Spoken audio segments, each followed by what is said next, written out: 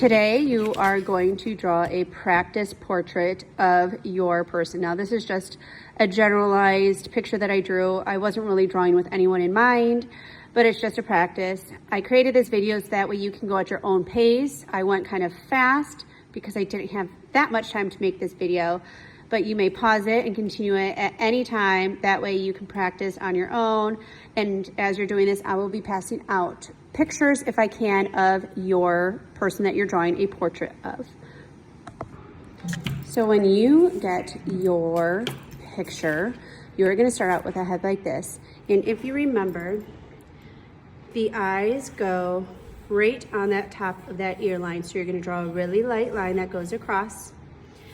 And then you also wanna draw a line down so that way your face is symmetrical.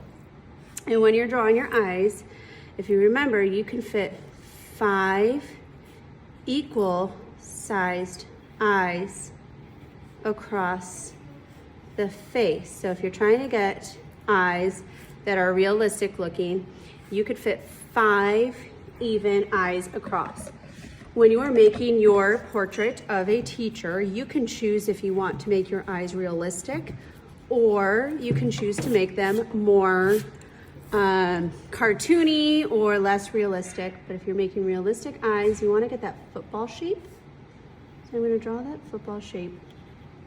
And if you remember, the iris, which is that colorful part of your eye, is a perfect circle. But we don't want a perfect circle like this because you never see that full circle. That is way too small. Usually the eyelid covers most of that circle, so you might only see the top part or the bottom, but if I was continuing that circle, we just don't see it. And then you're gonna draw the pupil. And I do like a crescent moon because usually there's that highlight because our eyes are shiny. So I'm gonna draw a part of it. And then that crescent with that highlight. Now right above your eyes is an eyelid. Usually there's like a crease there. And then above there, so I'm gonna draw these lines up. And in there is where your eyelashes are gonna go. So I just do another curvy line to give me a direction. Goes a little further, and then I'm gonna go up.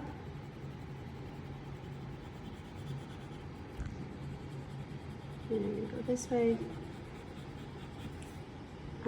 Last class, I actually forgot to do eyelashes, and one of the students addressed it and was like, well, did you mean to forget eyelashes? And I was like, I sure did, or I did not mean to, I just accidentally forgot them. So if you want to add eyelashes to yours, you can. I did have some students do more cartoony eyes or like anime-like eyes, and that was okay too. If you want to do eyelashes.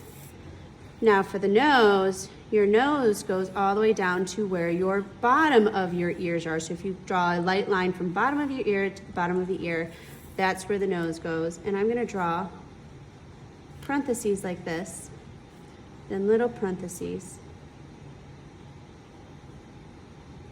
I like that to be where the nose goes. You don't want a dark line where the nose goes, or a line. It's more of like a shadow line. So if you use your shading where you draw light little lines and use your finger to blend, you get more of that shade. We do not want a scarecrow nose. So do not draw a nose that looks like this. This is how I have like my little students, like first grade and second grade, draw their noses. They draw them like this, and I tell them that looks like a scarecrow. You want more of that shade down. So again, the parenthesis, then I do little parentheses, then I go up, down, and then back up, and I connect it to make a little nose. The lips are about halfway between the nose and the chin. And to start that, I usually draw a little, like a U, and then you go up and then down to the line, up, down to the line. And I connect it like a little boat. And then for the center part, I go across, and then when I hit that U, I go down a little, and I go over. This is a very serious look. You know, it does not look like this person is smiling. You don't have to draw realistic lips. Again, if you want to do part of it more cartoony, you can. Really try to fit that person's personality into here. You know, if they're more serious, maybe draw them like this. But if there's somebody who's always smiling, make sure you draw a big smile on that picture. When you're all done, these lines will be erased. Now, as for the hair, try to think about what the person's hair looks like. So let's say I was drawing, I don't know, somebody who had longer curly hair. The hair actually goes down close to the middle of the forehead is where that hairline starts. So if I was drawing wavy hair, I'm going to draw a wavy line down. And that's just the first part of the hair. I drew this line because this is like the part, and it actually goes a little bit above that top of the head.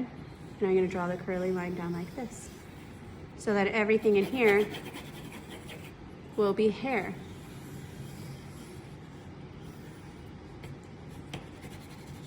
So even if you're drawing somebody who has short hair, don't draw just little lines at the top. It goes and it starts in the middle of the forehead.